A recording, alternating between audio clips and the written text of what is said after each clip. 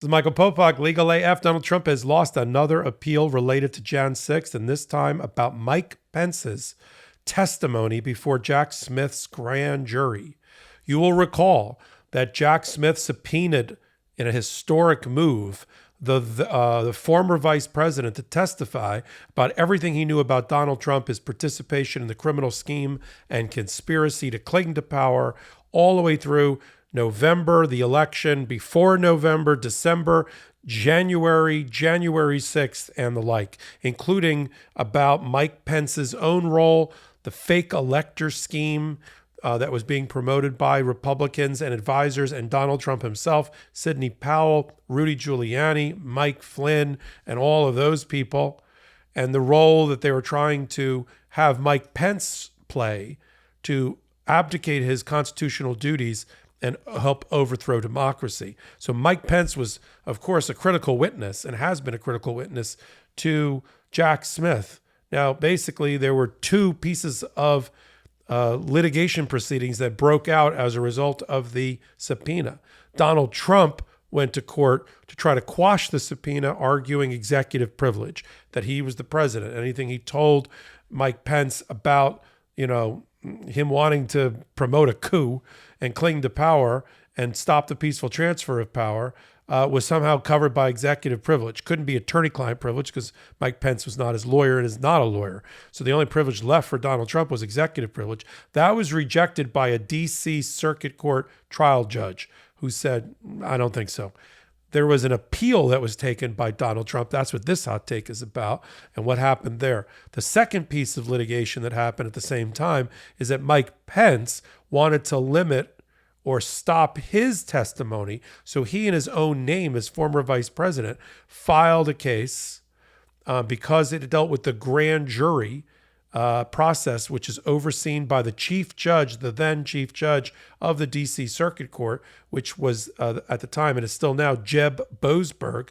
Jeb Boasberg got the objection of the vice president, conducted a hearing, a secret hearing, but one that we now know about through media reporting, in which Mike Pence argued that the speech and debate clause of the U.S. Constitution, which protects legislators from being sued or having to reveal what their thoughts, hopes, dreams, and prayers, statements that they made in the exercise of their acts as members of Congress, as members of the legislative branch, that's protected and he can't be compelled to testify about that. And Mike Pence made the incredible leap that since he was for a moment on Jan 6th, the president of the Senate, not really making law, not a legislator, but he had a role within the Senate chamber. Therefore, he gets the benefit of speech and debate clause immunity and doesn't have to testify. And Jeb Boasberg heard all of these arguments and concluded that for most of what he was going to be asked about at the grand jury related to Jan 6th, was not covered by speech and debate. He was not functioning as the president of the Senate during those moments when he was in the White House, when he was in the East Wing, the West Wing, talking to President Trump, listening to the coup plan and plot around him, hearing about these lawsuits being filed by Rudy Giuliani and Sidney Powell on behalf of Donald Trump, all of the crazies, the pillow guys, Mike Lindell, the head of Overstock.com, Pat Byrne, all bending the ear of the president to try to promote this coup, invoke martial law, seize the voting machines, all of that. That's what the grand jury wants to hear. Mike, stand up and talk about it. Talk about the pressure campaign that was put on you to try to participate in the fake elector scheme devised by John Eastman, Peter Navarro, Giuliani, and the rest to create fake electors in 7 battleground states, deliver them to the National Archive, deliver them to Mike Pence, have him object to the legitimately cast and certify, and don't certify the Biden proper certification showing that he won the election, but recognize the ones that were phony for Donald Trump. That Mike Pence, that's what he had to testify to. And Jeb Boasberg, the chief judge of the D.C. Circuit Court, told Mike Pence, there's a very narrow area you don't have to testify to. It's like when you're certifying, like when you're up there with the gavel. The clerk hands you the gavel, and you got that. You get to be the play legislator, like play school for a moment. Okay, you don't have to talk about that. Everything else you do. And that was the decision. And Mike Pence decided not to appeal that decision. So he skips the appeal. So now you've got Mike Pence getting a ruling he can live with by Jeb Boasberg, where he has to testify about 90% of what happened, but 10% he gets to say, I won speech and debate. I got to use that immunity clause for this small, very microscopic set of materials. And Donald Trump's like, no, executive privilege. I'm on appeal to the D.C. Court of Appeals. And the D.C. Court of Appeals, the panel, it's a 3-judge panel that was picked, was like cherry, lemon, orange. It was like one George H.W. Bush appointee, one Trump appointee, and one Biden appointee. All right? Sounds like a joke. Those 3 walk into a bar. What happens next? Well, what happens next is they, at the urging of Jack Smith this past week, dismissed Donald Trump's appeal. Mike Pence already testified. Mike Pence already went in and testified already. And so it's sort of a moot point at this point. Trump didn't get an injunction.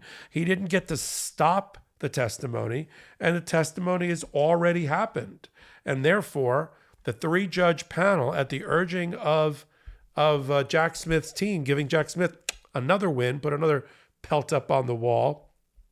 In this case, it was Judge Karen LaCraft Henderson, an H.W. Bush appointee, Justin Walker, a Trump appointee, and also Judge Garcia, a Biden appointee, all agreed that this appeal should be dismissed. It's basically moot.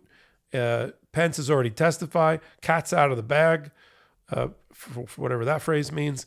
And Donald Trump's lawyers were opposed.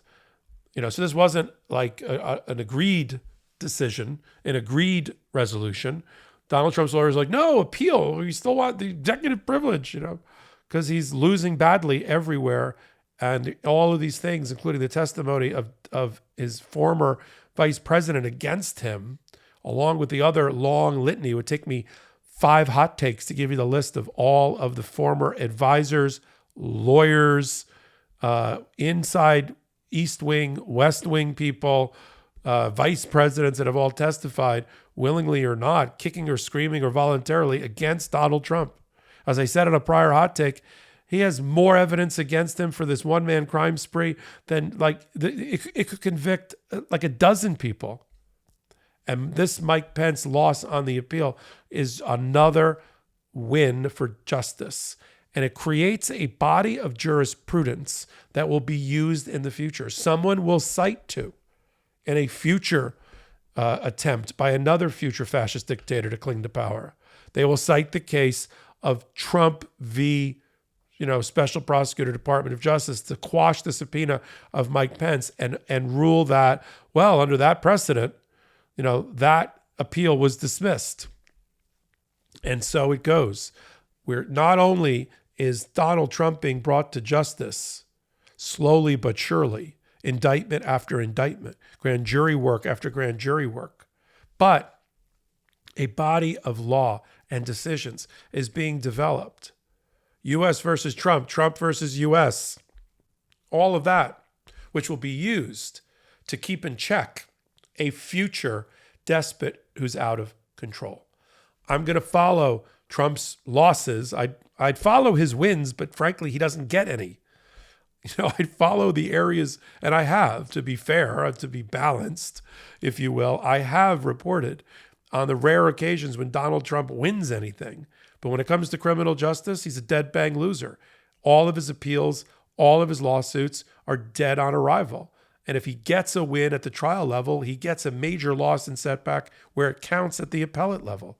And we'll report him on hot takes just like this one, only on the MeidasTouch network. We pull it all together, these politically charged litigation matters.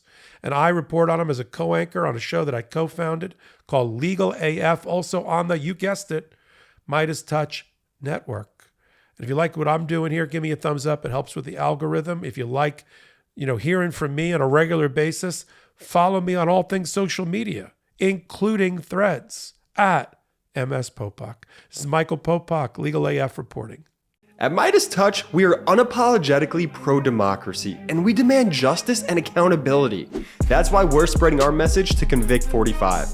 That's right, gear up right now with your Convict 45 tees and pins at store.meidastouch.com. That's store.meidastouch.com.